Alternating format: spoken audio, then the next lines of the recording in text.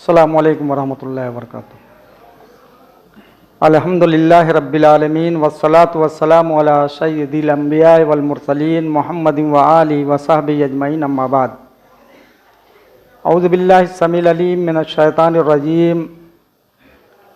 इन्न फ़ी खल्क़िस समावाति वल अर्द वख्तिलाफ़िल लैल वन नहार लआयातिल लिउलिल अलबाब। गिरामी कद्र उलमाए किराम, मुअज़्ज़ज़ हाज़रीन, इस्लामी माँ और बहनों, अभी आप हज़रात हाफिज़ मोहम्मद अजमल साहब की ज़बानी औलाद की तरबियत के ताल्लुक़ से बड़ी मुफीद बातें सुन रहे थे। आज का ये प्रोग्राम दीनी और इस्लाही है। दीन के ताल्लुक़ से मज़हब इस्लाम ने जो हमें ज़िंदगी गुजारने का शऊर अता किया है, उसी के मुताल्लिक़ कुछ बातें आज के प्रोग्राम में उलमाए किराम की ज़बानी आप सुनेंगे। हम और आप जो आयत करीमा मैंने आप हज़रात के सामने पढ़ी है, ये सूरह आले इमरान से ताल्लुक़ रखती है और इस आयत से लेकर के सूरह के आखिर तक की आयतों को हमारे नबी जनाब मोहम्मद रसूलुल्लाह सल्लल्लाहु अलैहि वसल्लम जब रात में बेदार होते तहज्जुद के लिए वज़ू बनाने से पहले इन आयतों की आप तिलावत करते। जो आयत करीमा मैंने आप हज़रात के सामने पढ़ी, उसमें क्या अल्लाह रब्बुल आलमीन कह रहा है, इन्न फ़ी खल्क़िस समावाति वल अर्द वख्तिलाफ़िल लैल वन नहार लआयातिल लिउलिल अलबाब।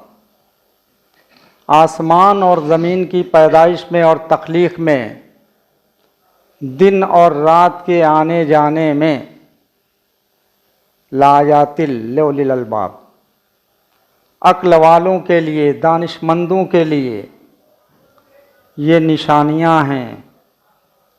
ज़मीन और आसमान की तख्लीक़ में हम गौर व खौज़ करें, इसी दिन और रात का ये निज़ाम जो चल रहा है, इस पर हम अपने ज़हन व दिमाग को लगाएं तो हमें ये चीज़ मालूम होगी कि दुनिया का ये निज़ाम, ज़मीन और आसमान की पैदाइश,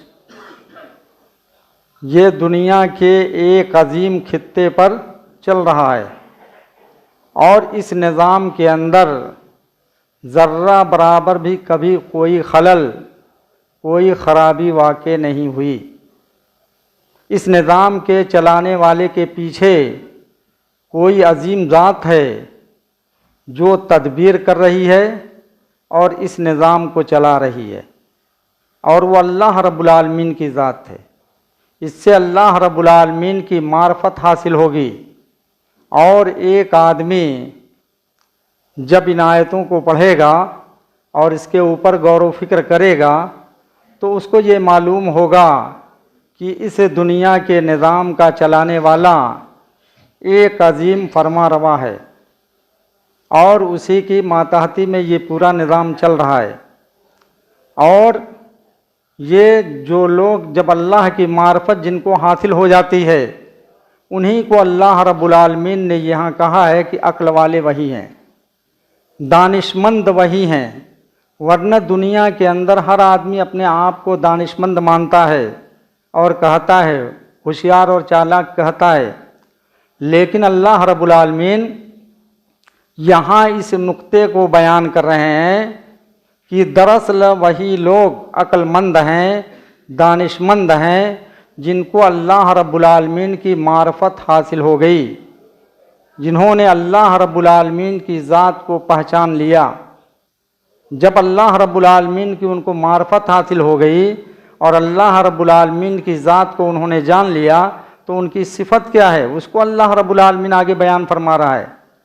अल्लज़ीना यज़्कुरूनल्लाह क़ियामन व क़ुऊदन व अला जुनूबिहिम व यतफ़क्करून फ़ी ख़ल्क़िस समावाति वल अर्द, कि जो लोग अल्लाह का ज़िक्र करते हैं खड़े होकर के, बैठ करके, पहलू पर लेट करके, ज़मीन और आसमान की पैदाइश में वो तदब्बुर करते हैं, गौर व फिक्र करते हैं, सोच विचार करते हैं, फिर वो लामोहल्ला ये कहते हैं रब्बना मा खलक़्ता हाज़ा बातिला, अय हमारे रब तूने इस ज़मीन को, इस दुनिया को बेकार नहीं बनाया है।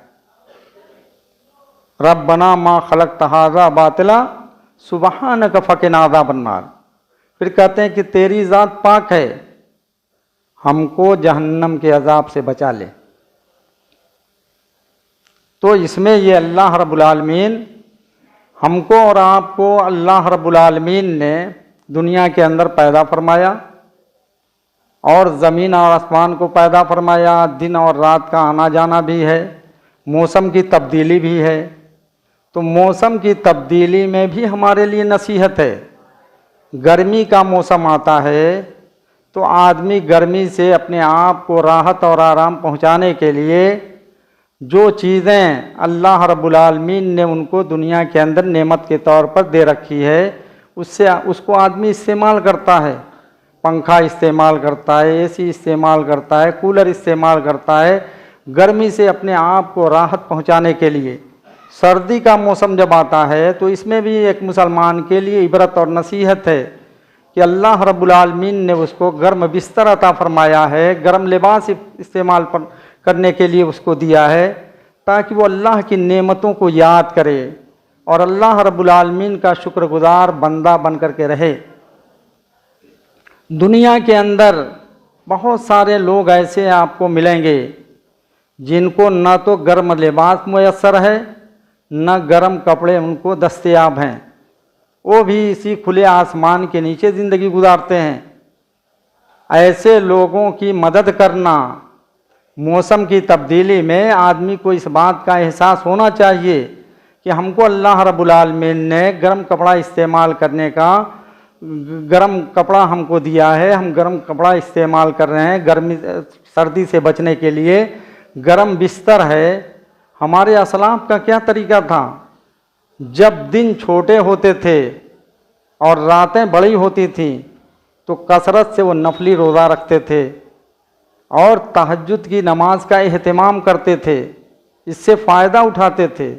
हम और आप क्या कर रहे हैं, रात जितनी बड़ी होती है उतना ही ज़्यादा लोग और देर रात तक जागते हैं और फिर उसके बाद गर्म बिस्तर में चले जाते हैं और गर्म बिस्तर में जब चले जाते हैं तो उनको हय्या अल सलाह हय्या अल फलाह की आवाज़ सुनाई नहीं देती। अल्लाह रब्बुल आलमीन का वो जिक्र करने के लिए उठते नहीं हैं। जबकि मोमिनों की ये सिफ़ात बयान की गई है ततजाफ़ा जुनूबहुम अनिल मज़ाजिअ,